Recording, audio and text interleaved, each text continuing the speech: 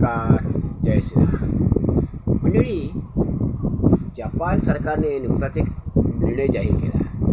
त्यामध्ये त्यांनी असं म्हटलं आहे की मुस्लिम समाजाची जी कब्रस्तान असतात त्या कब्रस्तानसाठी वाढीव जागा यापुढे मिळणार नाही किंवा कब्रस्तानला जागा मिळू शकणार नाही.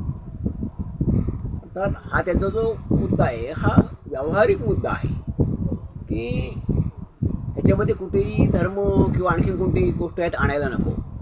ह्याचं कारण असं आहे की पृथ्वीवरची साधनसंपत्ती जी आहे म्हणजे आता जमीन, पाणी आणि हवा ही जी आहे त्याचा आपण वापर करायला शिकलं पाहिजे. ती मर्यादित प्रमाणातच असणार आहे. म्हणजे आम्हाला आमच्यात बदल करावा लागेल, आमच्या मतप्रणालीमध्ये, विचारप्रणालीमध्ये सुधारणा करावी लागेल. आज हे जपानचं झालेलं आहे, उद्या आणखीन देशांचं होणार आहे. असंच ही समस्या सर्वदूर असणार आहे. तेव्हा आम्हाला आमच्या ज्या धार्मिक समजुती आहेत, रूढी आहेत, परंपरा आहेत त्या बदलाव्या लागणार आहेत. काळानुरूप आम्हाला आमचे निर्णय, आमच्या परंपरा, आमच्या चालीरीती, आमच्या रूढी या बदलाव्या लागतील. आजच्या रूढी आहेत त्या काळानुसार आहेत, मग त्या आता काही हजार वर्ष झाली.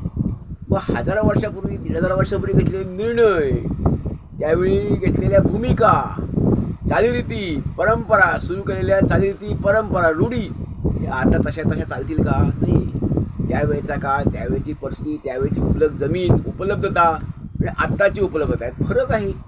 जमीन तितकीच असली, जमीन, पाणी, हवा, तरी देखील आता वाटेकरी खूप आहे. लोकसंख्या आम्हाला वाढलेली आहे. म्हणजे जागेची कमतरता भासत चाललेली आहे. लोकांना राहायला जमीन राहिलेली नाही आहे. आता घर कुठे बांधायचं, आसरा कुठे घ्यायचा, निवारा कुठे करायचा, हा मोठा प्रश्न राहिलेला आहे आता.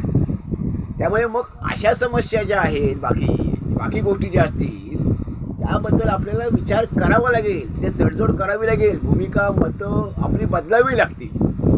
त्यामध्ये कोणतीही गोष्ट आपल्याला भावनिक मुद्दा करून ते राजकारण करणं, तिथे आंदोलन करणं हे चालणार नाही. कारण ही समस्या सदैव येत राहणारच आहे.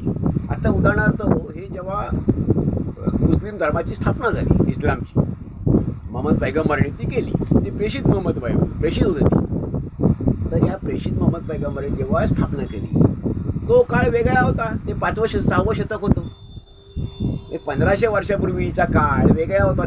त्या मक्का, मदिना हा जो अरब प्रदेश आहे, तुर्कस्तान, अरबस्तान, हा वाळवंटी प्रदेश. मग तिथे खरंच लाकडं वगैरे, जंगल नाही, लाकडं मिळणार नाहीत, सरपण मिळणार नाही जाळण्यासाठी. म्हणून मग तिथे हा निर्णय घेण्यात आला, पुरण्याचा, दफन करण्याचा निर्णय हा समजा घेण्यात आला असेल. ती परिस्थिती, भौगोलिक परिस्थितीनुसार. मग आता परिस्थिती बदललेली आहे. समजा आता जिथे वनसंपदा किंबहुना सरपण, लाकडं मिळू शकतात अशा प्रदेशात निर्णय हा चालणार नाही आहे. जिथे नाही आहे तिथे चालेल, तिथे चालू शकेल. पण जिथे वनसंपदा आहे, लाकडं मिळणार आहे, सरपण मिळू शकणार आहे, तिथे अग्निसंस्कारच उत्तम ठरणार आहे, अधिक योग्य ठरणार आहे. आता बौद्ध परंपरेमध्ये देखील अनेक जण आधी हीच म्हणजे दफन करण्याचंच हे घेत होते, दफनच करत होते, दफन संस्कारच होत होता. पण आता असं नाही. अनेक ठिकाणी सगळे सगळ्याची पावलं ओळखून, आधुनिकतेचा स्वीकार करून, जागांचा सगळ्याचा व्यावहारिक विचार करून, जागेची उपलब्धता सगळा व्यावहारिक विचार करून हा त्यांनी निर्णय बदलला. आणि आता बौद्ध धर्मीयांमध्ये देखील आता अग्निसंस्कार केले जातात. ही स्वागतार्ह गोष्ट आहे की आमचा धर्म, आमच्या धर्मातल्या चालीरीती, त्या परंपरा, काही रूढी असतील त्या आम्हाला काळानुरूप, परिस्थितीनुरूप आम्हाला बदलाव्या लागतील. आम्हाला आधुनिकतेचा स्वीकार करावा लागेल. कारण धर्म म्हणजे काय आफूची गोळी नाही आहे. धर्म म्हणजे डबकं नाही आहे. साचलेल्या पाणी जे असतं, पाणी साचतं, डबकं तयार होतं आणि ते प्रदूषित होतं. तसा धर्म उपयोगाचा नाही. धर्म हा लवचिक हवा आहे. धर्म हा प्रवाही हवा आहे. झरा कसा असतो? झरा निर्मळी असतो आणि तो प्रवाही असतो म्हणून तो निर्मळ असतो, ते पाणी स्वच्छ असतं. त्यामुळे धर्म आम्हाला प्रवाही ठेवावा लागेल. तो तशाच तसा ठेवून चालणार नाही आहे. तो काळानुरूप तुम्ही जर गेलात, तुमचा धर्म ठेवलात, आधुनिकतेचा स्वीकार केलात, वैज्ञानिक भूमिकांचा, विज्ञानाने लावलेले शोध, ह्या सगळ्याचा तुम्ही स्वीकार केलात तरच तुम्ही आधुनिक काळासमोर टिकणार आहात. नाहीतर तुम्ही तशा भूमिका जुन्याच ठेवल्या, जुन्याला चिकटून राहिलात तर नवीन काळासमोर तुम्ही टिकू शकणार नाही. त्यामुळे आपल्या भूमिकांशी ठाम राहून फायदा होणार नाही, धर्माचा, आपल्या समाजाचा फायदा काही होणार नाही. तर त्यावेळची परिस्थिती निर्णय घेतलेले होते. आता परिस्थिती बदललेली आहे. मग त्यावेळी काय घालतो परिधान करत होते, आता ते परिधान करतो का आपण? नाही. मग आता पॅन्ट शर्ट का घालतो? पूर्वी कंदमुळे खायचे, आता कंदमुळे खातो का आपण? चालत फिरायचो, त्यानंतर हातगाडी आली, बैलगाडी आली, आता आपण कशाने फिरतो? हातगाडीने फिरतो का, बैलगाडीने फिरतो का? मी ह्या सगळ्याचा आम्हाला विचार करावा लागेल आणि आम्हाला काळानुरूप जावं लागेल. आम्ही सगळ्या गोष्टी बदलल्या. आमच्या हातात मोबाईल आला, आमच्या हातात संगणक आला, समोर संगणक असतो, लॅपटॉप असतो, टॅब असतो.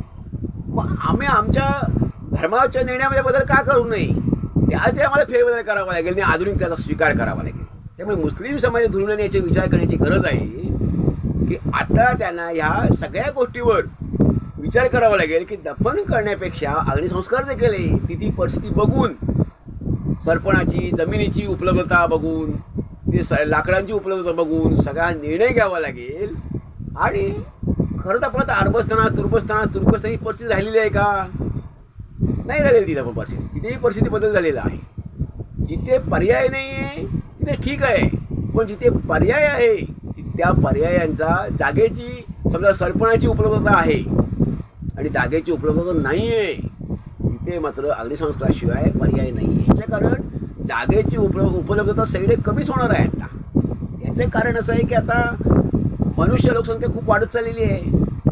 त्यामुळे ती दिवसेदिवस वाढत जाणार, कमी होणार नाही आहे. म्हणजे जागेची उपलब्धता ही कमीच होत जाणार आहे. ह्या सगळ्याचा विचार करून धर्मात लवचिकता आणून आमचा धर्म प्रवाही ठेवण्यासाठी, तो निर्मळ स्वच्छ ठेवण्यासाठी आम्हाला आमच्या धोरणांमध्ये, जुन्या काही धोरणांमध्ये बदल करावा लागेल. काल सुसंगत व्हावं लागेल. काल सुसंगत होण्याशिवाय कोणत्या धर्मासमोर हा पर्याय नाही. तसाच तो मुस्लिम समाजासमोर नाही, मुस्लिम समाजासमोर देखील नाही आहे पर्याय. त्यांनाही याचा विचार हा करावा लागेल. सगळे काळ, वेळ, परिस्थिती बघून हा निर्णय नक्की घ्यावा लागेल. मुस्लिम समाजाने देखील आधुनिकतेचा स्वीकार केला पाहिजे आणि काही निर्णय जे बदलण्याची गरजच आहे ते निर्णय त्यांनी बदलावे. लवचिकता धर्मात आणून असे निर्णय बदलण्याची गरज आहे. मुस्लिम समाज याच्यावर नक्कीच, त्यातले जे मुस्लिम समाजाचे तरुण आहेत, विचारवंत आहेत, ते नक्की याच्यावर विचार करतील अशी अपेक्षा. धन्यवाद. जय हिंद.